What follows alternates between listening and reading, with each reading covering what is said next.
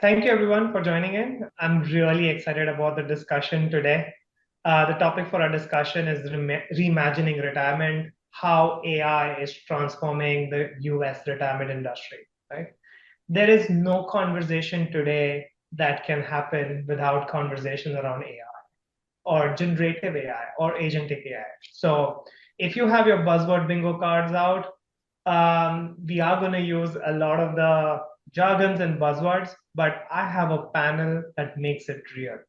I have a panel which is in the industry driving this transformation and change in a safe, pragmatic, real manner, right? So I'm going to hear a lot about it. So AI is reshaping everything, right? From plan onboarding to participant servicing. The path is complex, but this panel is going to make us get ready in terms of how we want to do this. For everyone, I'm Ronak Doshi. I'm partner with Everest Group, and I'm going to be a moderator for the day. I have a fantastic panelist, and I'm going to let them introduce. Tim, I'm going to start with you. Why don't you start? All right, thank you. And thank you for having me. So I'm Tim Rouse. I'm the executive director of the Spark Institute. We are the trade association for the U.S. retirement industry. Our member firms record keep the retirement accounts for roughly 125 million American workers saving for retirement. We're excited to have you and listen to your views. Paril, I'll come next to you. Thank you, Ronak, and thanks for having me as well. Paril Patel. I am a managing director at Ernst & Young, responsible for co-leading our retirement consulting practice. I'm really excited about this topic, so looking forward to the conversation. Yeah, no, we are excited to hear about what you have to say. And Mahesh, last but again not the least, audio. Thank you. Good afternoon, everyone. I'm first glad to be here on a special day, not just the webinar, but today is National 401k Day. So on this day, I'm glad to join this panel. I'm the Chief Revenue Officer of Congruent. Congruent is a specialist firm in the retirement space, offering SaaS platforms and solutions and supporting millions of participants. So look forward to the conversation today. Thank you. So for those who've been kind of trickling in and joining us, this is going to be an amazing conversation around how AI is transforming the US retirement industry. But I thought before we talk about how this panel thinks about AI and what are we seeing in the industry, we wanted to do a quick poll, right? We wanted to first get your views in terms of where is your organization today in terms of adopting AI. So can you have the first poll, please? Yeah. So let's get your point of view out here, right? Which is, what are you seeing today, right, in your organization in terms of adopting AI in retirement plan operations, right? Are you already using it, experimenting with it, exploring, not yet considering, unsure? Do share your views. Would love to hear about it. Tim, what do you see, right? Again, what do you expect the response to come out now? I would suspect, Ronak, that a lot of people have already started in some capacity to utilize some aspects of AI. Yeah, that's my opinion. I think AI in itself is not new, right? So as I'm pretty sure that vast majority of the members in the audience in their organization have been using, even if not generative AI, traditional AI for quite some time now. Yeah. Okay, we're gonna give another 10 seconds, but Mahesh, any last views on this before we close the poll? As usual, you will see middle of the pack responses, but I feel there may be a plateau, so we'll talk more. Okay. Okay. Yeah, let's see the results of the poll. Let's see where so it's interesting, right? Because Mahesh, I think you mentioned, right, it's going to be in the middle of the pack, but it's actually top of the pack, which is the leading, right? So 37% of the attendees are saying they're already using AI in multiple areas. 31% is already experimenting with some bit of pilots. And then there are a few who are exploring, very little in terms of not yet or unsure. So bulk of the industry, right? If I think about this is a great sample out here, right? More than 68% are doing something with AI right now. So this is really exciting in terms of how it is shaping up. And again, as I think about the industry and as I look at how retirement industry is kind of shaping up, we always talk about um, there's a lot of inefficiencies, right? There's a lot of challenges, right, with legacy data, legacy technology, legacy processes. We always talk about how we need to kind of drive a lot of change, a lot of modernization to be able to meet the expectations in terms of personalization, right? The holistic financial wellness, to protect our systems from cyber risk, privacy threats, keep up with the upcoming regulations and the overall compliance burdens, but at the same time manage all of this with the overall uncertainty that is around us, right? We all kind of are in that continuous perma crisis environment, right? With that, we need to kind of be able to manage the expectations, right? This is a huge expectation from plan participants and as well as plan sponsors to be creating that future wellness programs as you're looking at the broader retirement pool. This coupled with what we are seeing from a talent market, it definitely creates a heady mix, right? There's process, technology, data, skills. We do see a bit of a debt across all of these areas. And at the same time, now we are at that inflection point where a lot of us are looking to adopt AI in our work to amplify what we are doing, drive that change. So definitely it creates that immense pressure because we have to solve for what we already have, but bring in the new and kind of enable that with AI. So I wanted to ask all of you, right? And as we go around this panel, and I think I have the same question for all three of you to start with, and then we'll go into different directions. What are you seeing in terms of adoption of AI? What are the practical use cases that are already emerging as you're looking at? So, Tim, I'm going to start with you. Sorry, Ronak, did you say me? I'll go first. Yeah. Why don't you go first? Okay. Yes. Okay.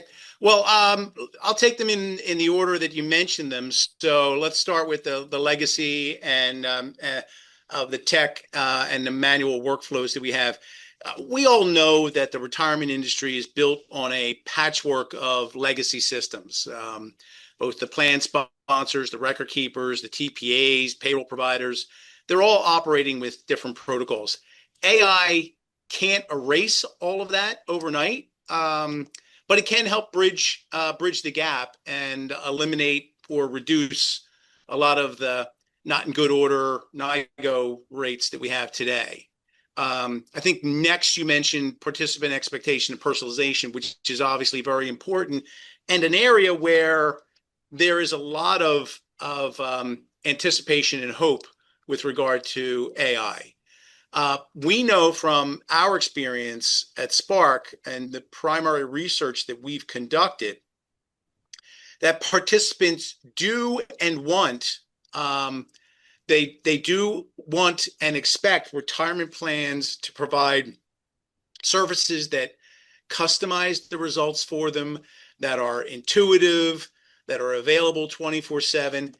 AI can certainly help us meet those expectations through personalized nudges, tailored plan guidance, smarter education tools.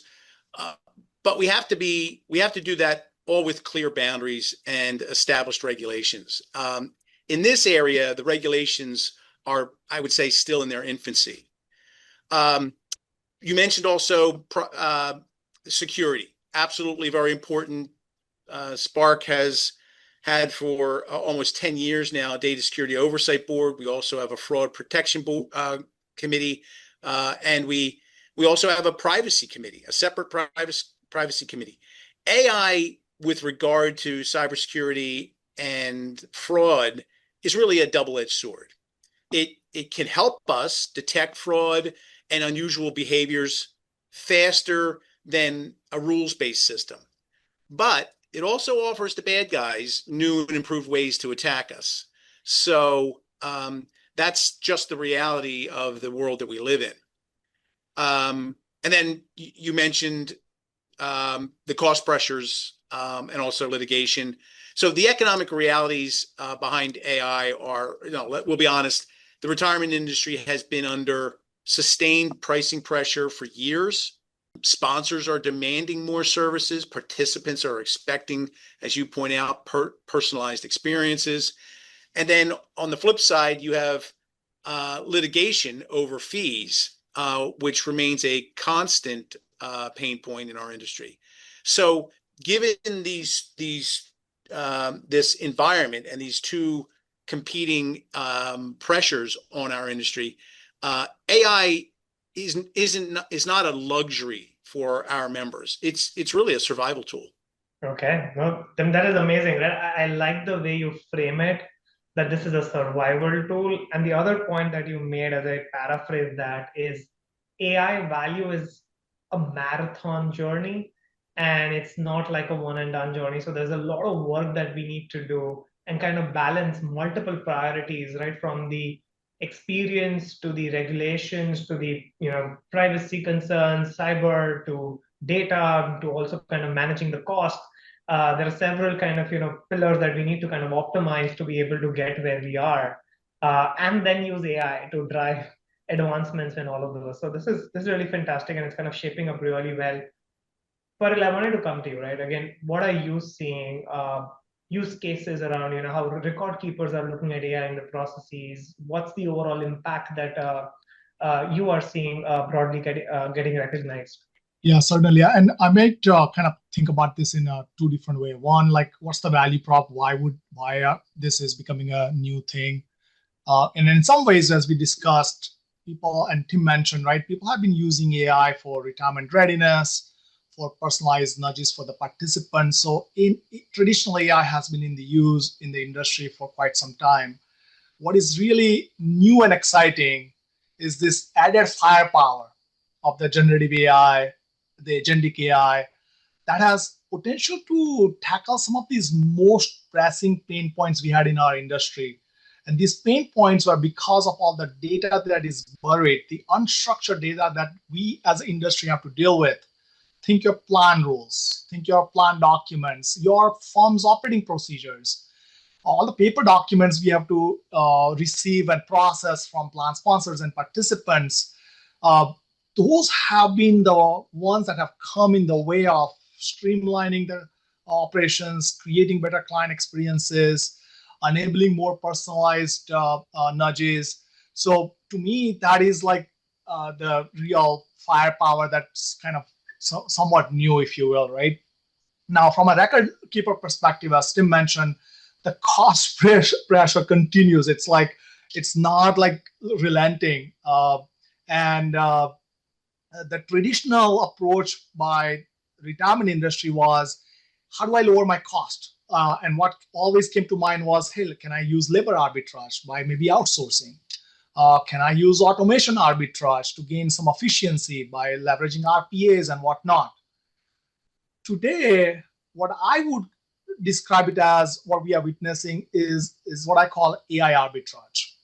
And the dialogue as a result has shifted from gaining 20, 30, 40% efficiency gains from a cost reduction perspective to enabling 2x, 5x operational scale. That, to me, from a record keeper lens perspective, is really the game changer here.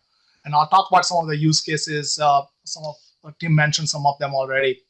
The other one is from a participant perspective or plan sponsor's perspective, right?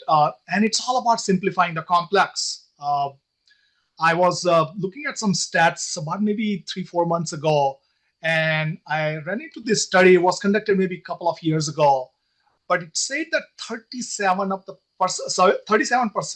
participants were not feeling comfortable about using the self-servicing tool we have been building, especially when they're doing complex transactions.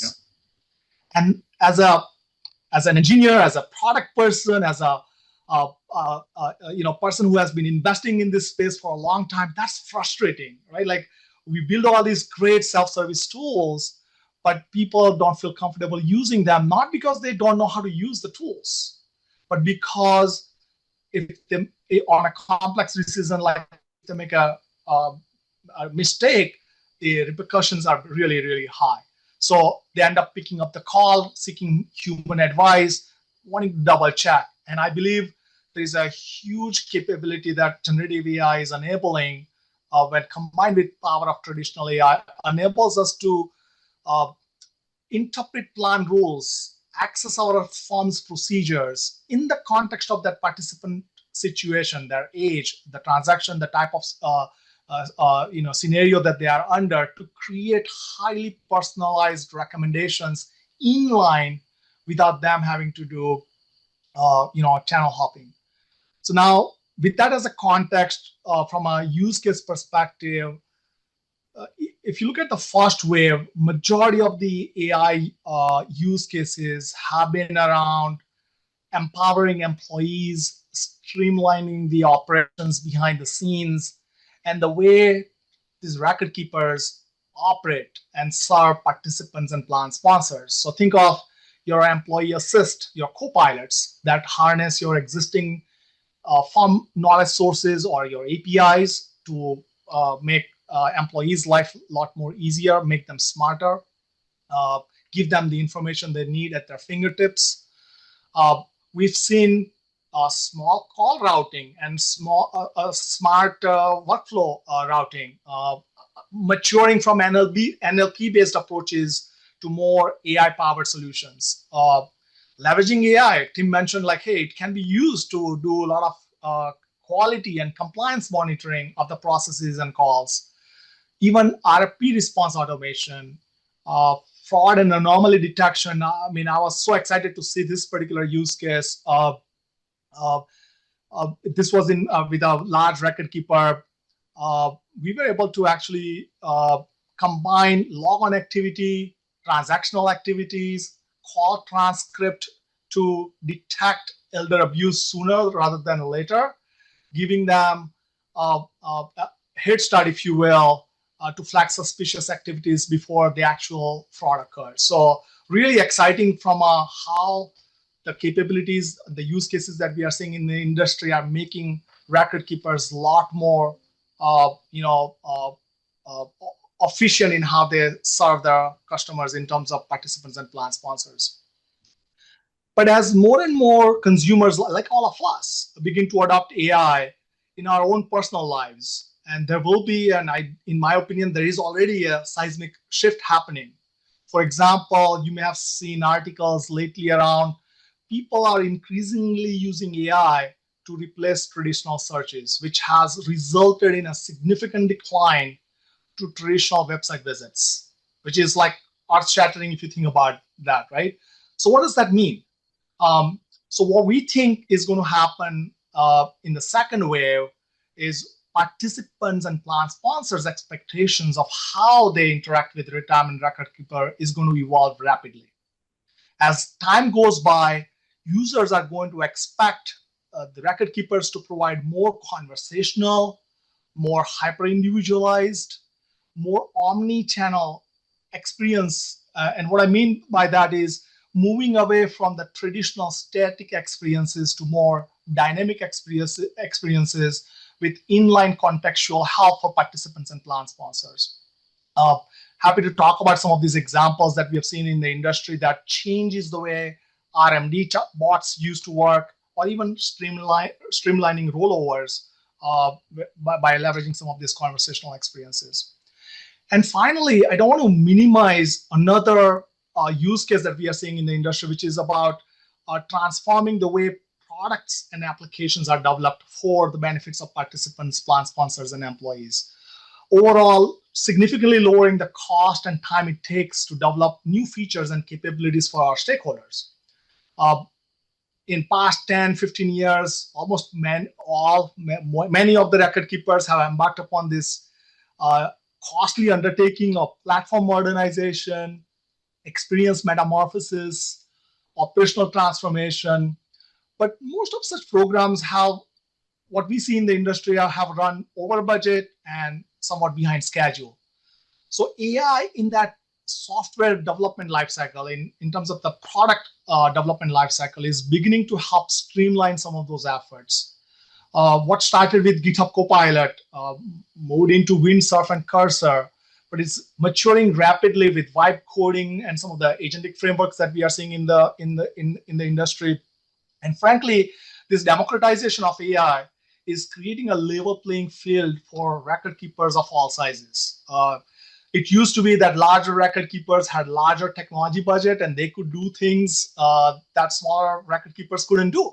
But now this AI-based approach is opening doors for even more smaller and nimbler record keepers to regain that footing and the competitive advantage. Now, from a software development or PDLC perspective, what we are seeing is 3 tiered of use cases. One, identifying, are we building the right features? Are we building the right experiences for our stakeholders? So basically, are we building the right thing? Then we are seeing streamlining of the core coding, testing, and deployment activities. And we are also seeing the 3rd tier, which is reducing all the toil related to software development, right? To develop application, you have to define your environment, create your environment. You have to gain access to your APIs, your systems. There's a lot of toil in the system, and how can you automate that through agentic approaches? One thing that I was actually a couple of days ago, talking to one of the record keepers, and what is exciting about what they are trying to do is use AI to simulate personas. Almost every record keeper has invested heavily into data, have defined personas, and then they create these persona-centric journeys. And then they spend a lot of time, user research effort, time and money to conduct feedback loop on their designs that they are building out. With AI, there is now new capabilities that have emerged that enables you to simulate real-world personas. And it's somewhat better to get that feedback early, because anytime you involve a human in an experiment, there's what is in the industry called a say-do gap. What they say is different than what they actually do. And this persona simulation capabilities might help bridge those gaps and be able to get some real feedback by leveraging power of AI. This isn't to replace the actual user research, but it might enable us to get feedback that we are not able to get through traditional user research. Well, this was fantastic. I think you covered, I think, a lot of for us, and I was kind of taking a lot of notes. Right, you're giving us great nuggets of information in terms of AI innovation across product, process, experience, compliance, IT, product development. So we kind of looking at the whole whirlwind and kind of taking the conversation forward from an AI arbitrage piece. I had our teams did a research which says, right, and again, I kind of completely agree when you said the 2x, 5x piece. We were doing a bit of an analysis in terms of the cost savings that we see from AI and retirements industry over the next 5 years. We see this to be, from an efficiency perspective, almost $16 billion plus. So that's a massive efficiency gains that we can do. And it's not just about efficiency and productivity, as you mentioned, right? A lot of this is about the experience. It's about the ability to get that compliance. And I know, Mahesh, I wanted you to come in, right? Because you are building this, right? You are actually deploying this. Yep. You are seeing real customer challenges and kind of driving this change and using AI. So I wanted to hear from you, right? What are those use cases? What is the impact that you are seeing? Absolutely. I know, as Parul touched on, right, as a software provider and also provider of niche operational services, we're already embedding some of these things either into the platform or into the services, which become service as a software. So I think that's the first one, right? There is an expectation these are going to be embedded, not sold AI as a separate thing. So that's clearly one pattern. The other one customers are asking us and expecting is the 3 E's, I call it: experience, efficiency, and effectiveness. And are we able to deliver on those 3 E's with whatever the AI is, right? Whether it's a plan onboarding, processing payroll files, and helping a participant, and all the use cases that Parul talked about. And how we think about this is in the first way that Parul called about. There are a lot of boring problems that is still unaddressed. And I think there is still a big opportunity. I think the efficiency scale that you mentioned, and that is still ongoing work. Not everybody has scaled that peak. And in my view, there's ton of activity, whether it's scanning a trust statement or wherever there is data moving between systems or people and systems, we see there is an application of AI. Wherever there is document coming in or going out, of course, there could be AI.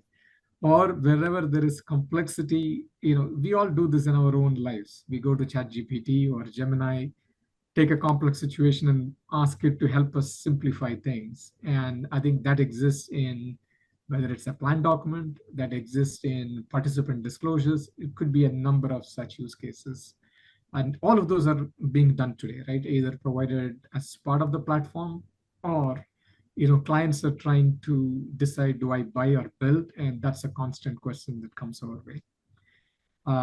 The other thing that we get asked all the time is, what do I do with the data?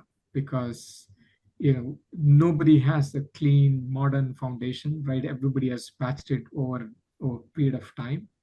And they ask us, okay, AI bot is good or an agent is good, but unless I figured out, how do I feed that with the right food, it's not going to perform.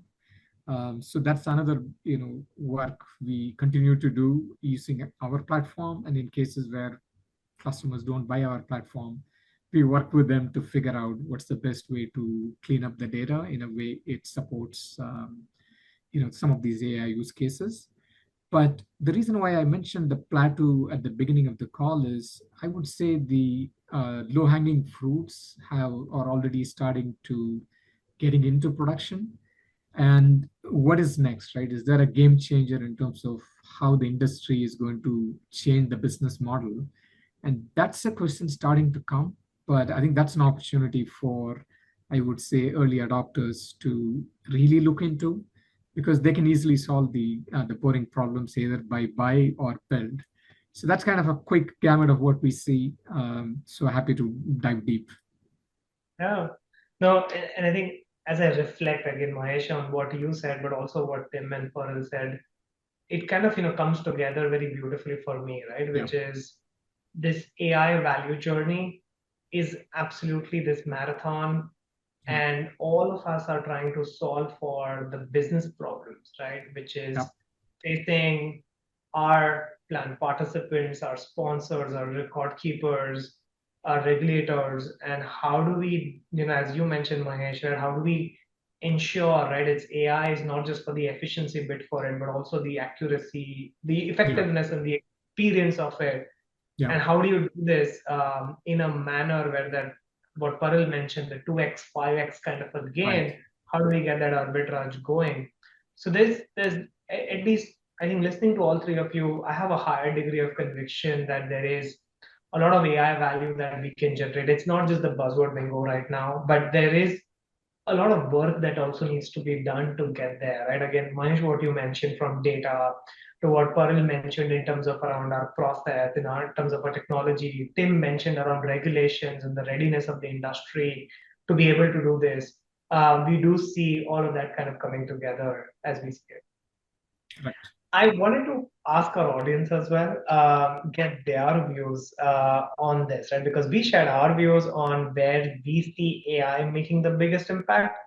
And given this is an audience which is already investing so much into AI, I thought it's very important to ask, right? Again, where are all of you seeing impact, the biggest impact, right, in the retirement industry? And we chose a few solutions. I know Paril talked about fraud. I know Tim talked about compliance testing, um, and even the investment advice and personalization use case Tim spoke about. Mahesh spoke about some of the plan onboarding and the participant communications and the experience around it. So we spoke about all of these use cases, but now I thought, let's get a view, right? Where are we seeing more impact in the industry right now? Where is this group seeing it? I don't know, Paril, any views? Where would you see this changing? To me, it's going to be across the board. I do think that compliance monitoring is going to be some of the game changers as well. I kind of talked about security monitoring, but even think about coaching and developing your employees in a contact center environment, in an operations environment. How even if you uplift performance of your team to the next level or to the consistent level, what can what wonders can it do from a cost reduction perspective, customer satisfaction perspective, compliance perspective. So I do believe it will be across the board.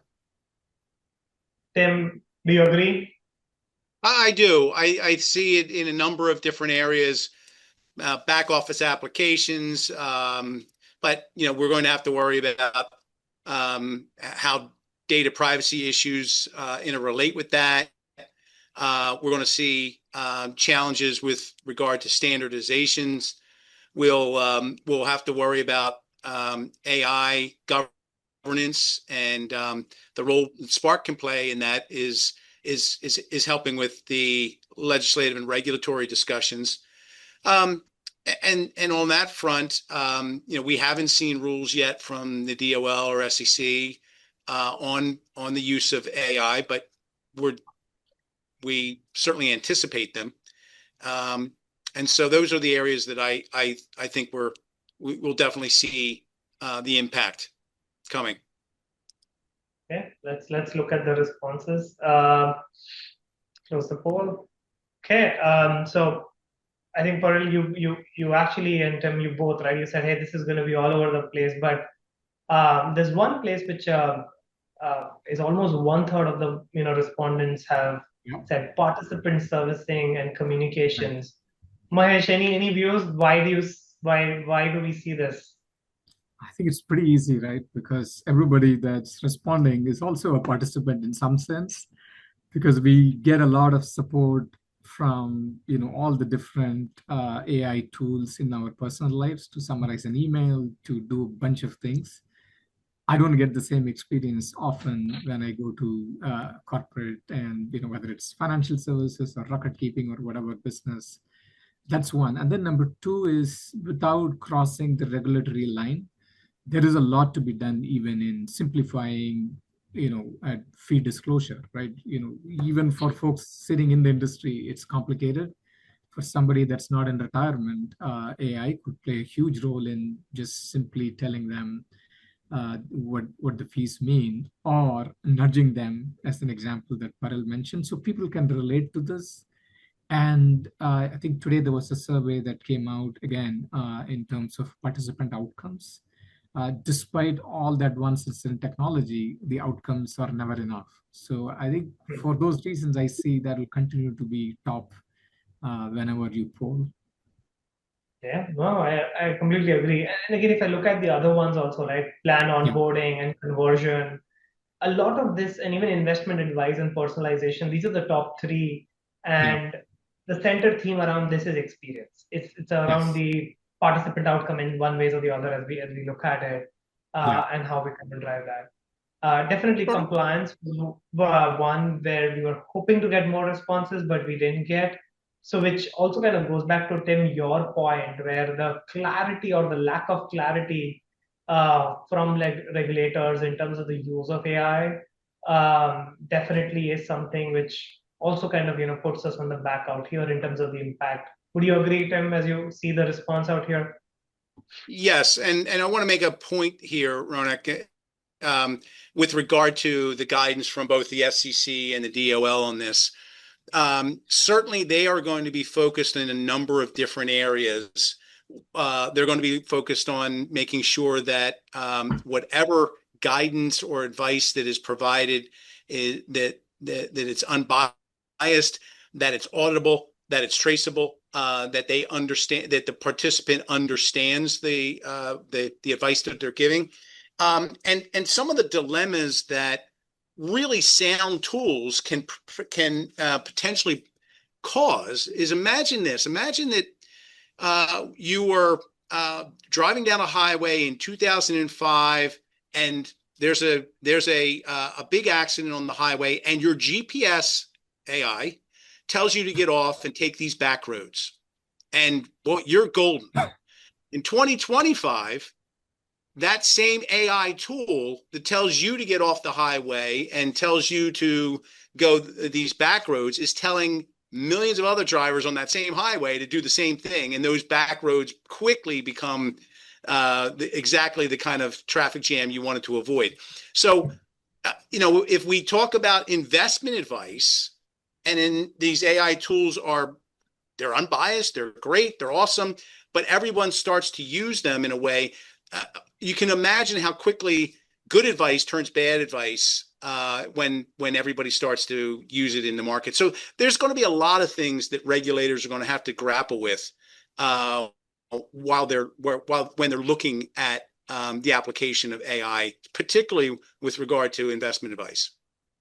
No, no, again, I completely agree, right? And again, I think that's the area where there's a lot of work needed, and also I think the community coming together to kind of solve some of this collectively will be needed as we think that. We're getting a few questions from the audience, and I wanted to take a couple of these. So I'm gonna kind of look at these, right? So I think the first one, right, which is, to what extent do we foresee AI being used to help plan sponsors self-service, right, on the dashboard of the plan sponsor website, mobile app, by the end of 2026, right? So this is a question, like, again, to create custom report, segmented participant data. And Mahesh, you're nodding already, so I'm going to come to you, right? Sure. Would you want to take this one? I'm happy to do that. I mean, it's not a question of to the what extent, it's happening now, right? So whether it's our product or others building, simple things is sponsors need a lot of data for whether it's reports. And I think Parul touched on natural language processing, give them a simple NLP interface to query reports and create reports. It's happening now on one level. I think the second level is sponsors have a fiduciary responsibility also for the outcomes. And as much as the participants need the nudge, sponsors need the insights. And the same thing, right? If I am an advisor sitting with a sponsor, and again, back to even the earlier question, where do we see the adoption? The adoption is going to be serving up insights and nudging both the advisor and the sponsor to take the right action. And we already see that, it's just beyond a dashboard, but a dashboard infused with some of this AI capabilities, or even a advisor generating, saying, look, sponsors like you did this. That's a huge, huge benefit, right? People expect the Amazon type experience. And we see that now, right? It's not the future, not 2026, it's 2025. Yeah, well, I completely agree. I'll take one more question, and this is from one of my friends attending the webinar. So I'm not going to take their name, so for privacy concern. But what is the panel's view on the art of the possible around participant communications, right? Because this is a bit of a set of evolutionary capabilities. Are there examples, or what are winning firms doing now, and how should we be thinking about it? I don't know, Parul, Mahesh, anyone of you want to talk about this? Yeah, certainly. So, we talk about AI and use of analytics in creating hyper-personalized experiences, even messaging.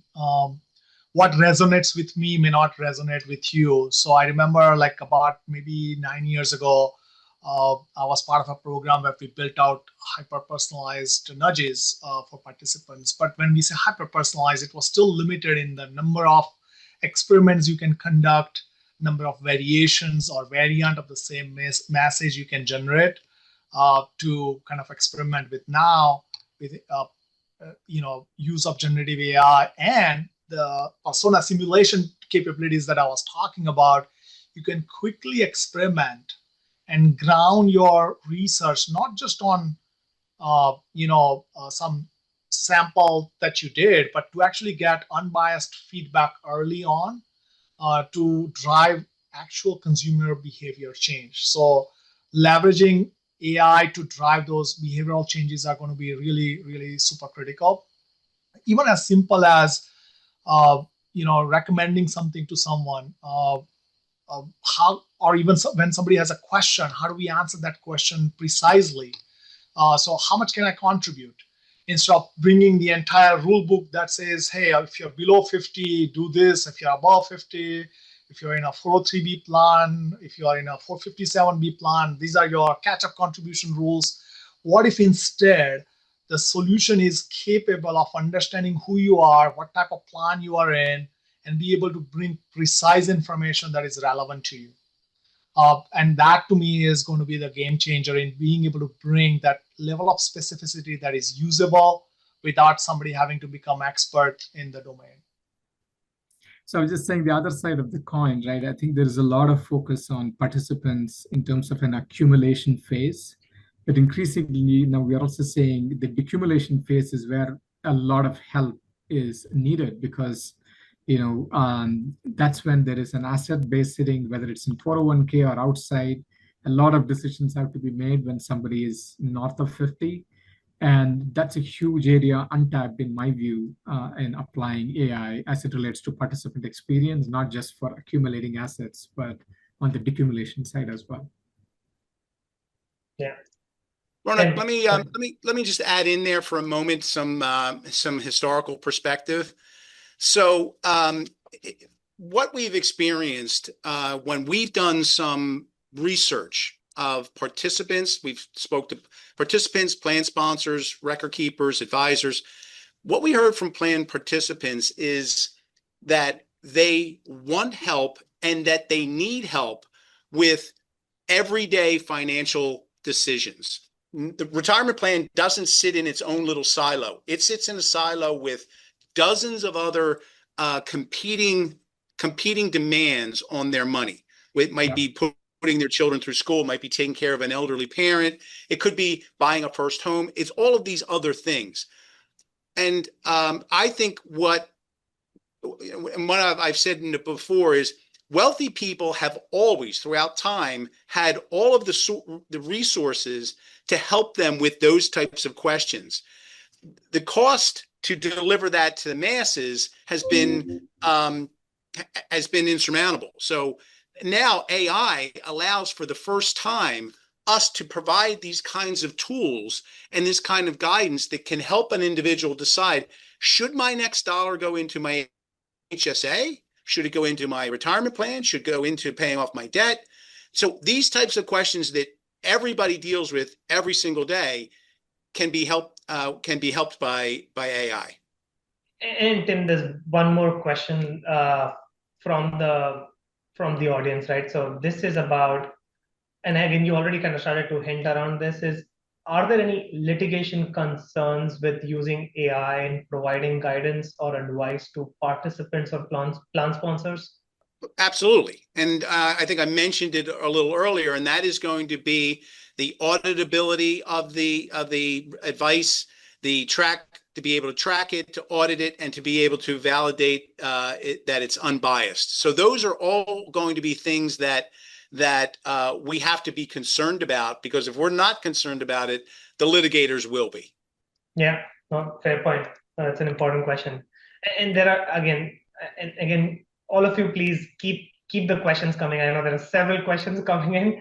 I'll try to come back to it. I want to ask a few of my own planned questions, and I'm going to come back to all the questions, but these are amazing questions that are coming in, and I would hate not to answer this. And again, even if you're not able to answer those, we'll get back to you with our point of views on this. So please keep the questions coming in.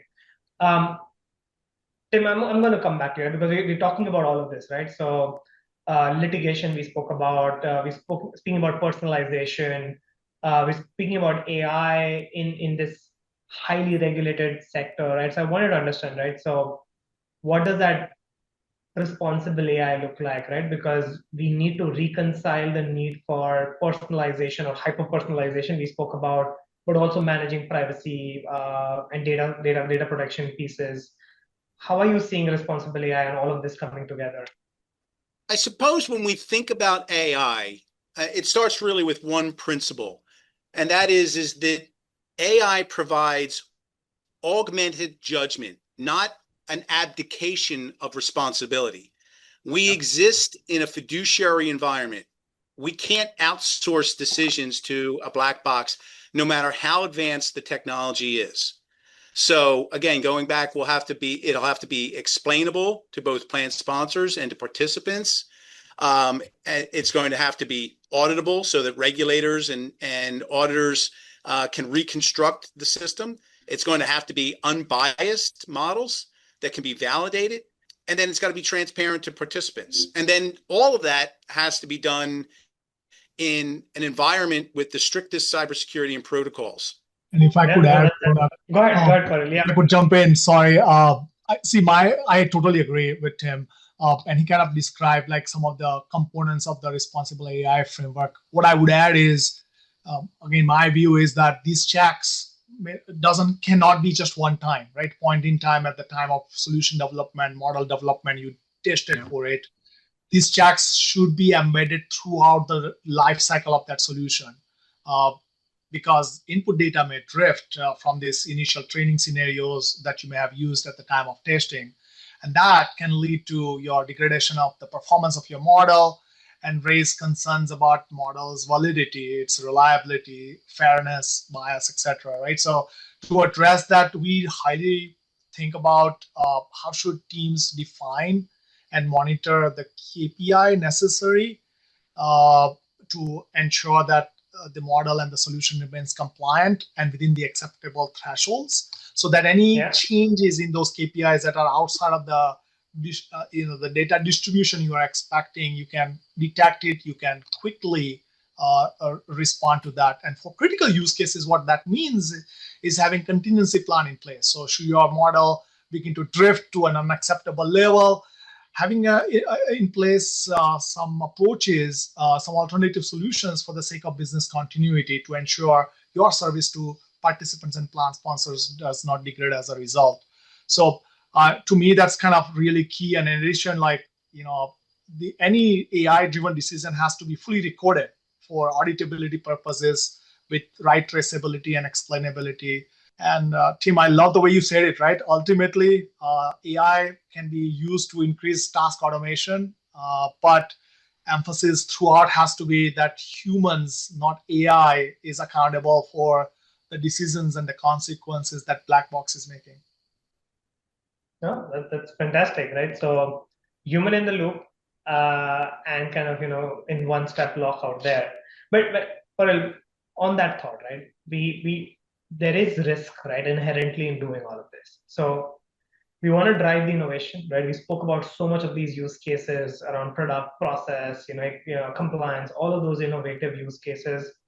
But there is a need for risk containment, right? How do you balance that, right? Innovation need with risk containment. Yeah, I mean, like any innovation, right? No matter what it is, even when the industry started doing cloud-based modernization, right? There were risks associated with that technology. So to be innovation and risks, they are not on the opposite side of the coin, right? They go hand in hand. So the key to success, like anything else, is to be very, very strategic in how you adopt AI, how you develop your solution, how you roll them out, leveraging pilot programs, implementing continuous monitoring, and having a strong governance structure. I do believe that's going to be like a key to our success. Those firms that have a robust responsible AI framework will come out ahead in the long run. And let's not forget, culture matters, right? Risk and innovation teams, they have to collaborate. The compliance team have to be part of this journey from the beginning. And having that solid responsible AI framework would give the confidence to organizations to innovate boldly without compromising any of the responsibilities that they have. And finally, what we were talking about earlier, right? Remember, AI can actually improve your compliance. So for example, AI can monitor 100% of your calls versus you sampling your calls for quality and flagging those issues in real time. So in summary, I would say balancing innovation risk is about being proactive with your strategy and your culture. Start small, scale mindfully. Use AI to manage risk. And that might be a great way to get your risk partners on board. So don't think of it as a risk. Think of it as a risk control tool.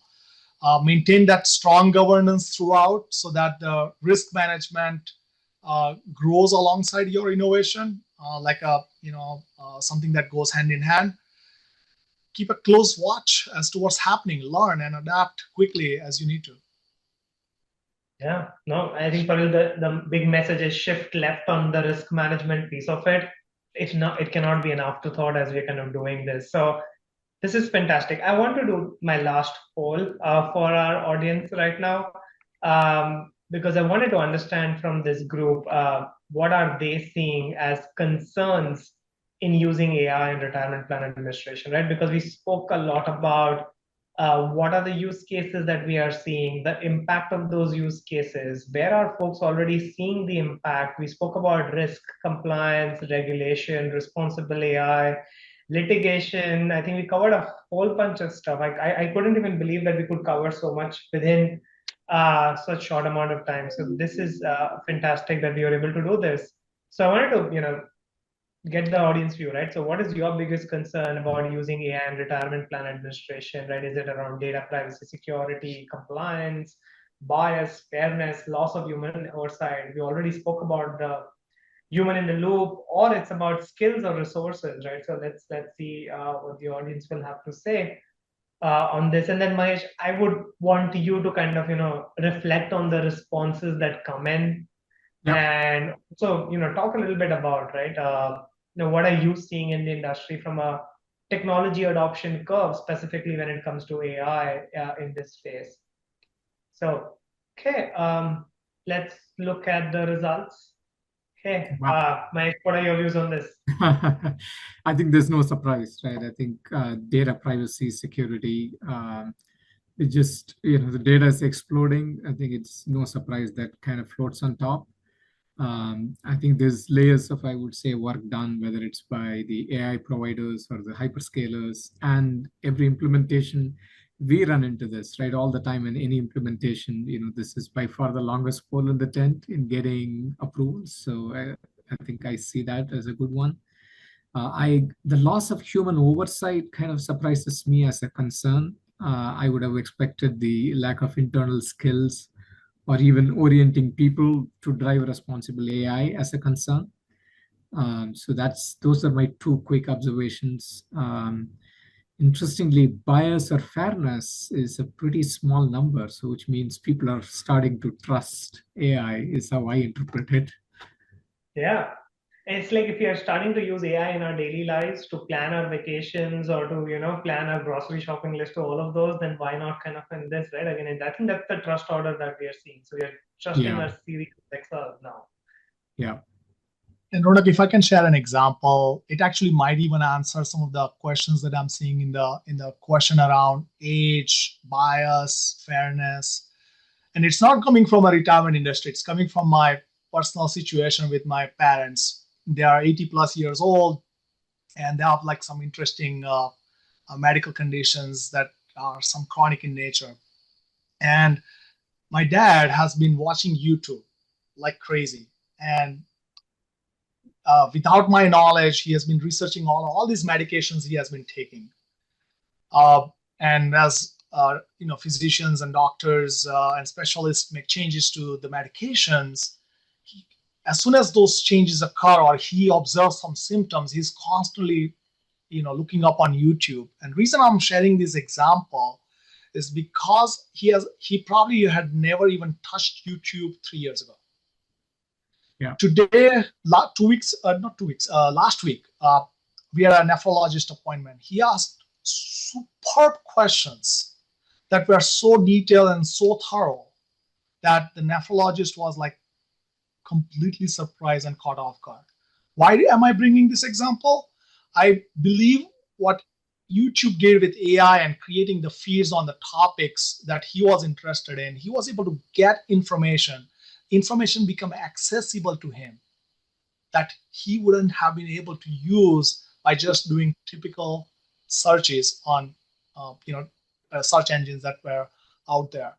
And I do believe AI has the ability to simplify that complex, make things accessible for people of any from any folks of from any age group in any situation, and make them more informed consumers.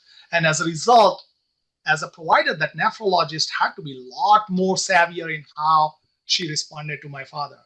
And I do believe record keepers have to be thinking about how are they going to serve those savvy customers who are now learning from the internet and leveraging AI in their personal lives.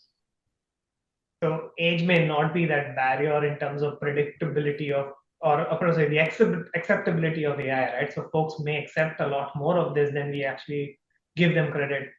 No, that's amazing. Mahesh, couple of minutes from you, right? Yep. Again, given, you come from the, software industry side, you are building these products. How are you seeing the tech adoption curve, and how do you see it will evolve? Here is the way to think about, right? A lot of record keepers take a very cautious approach to anything new. So I think that's a known thing.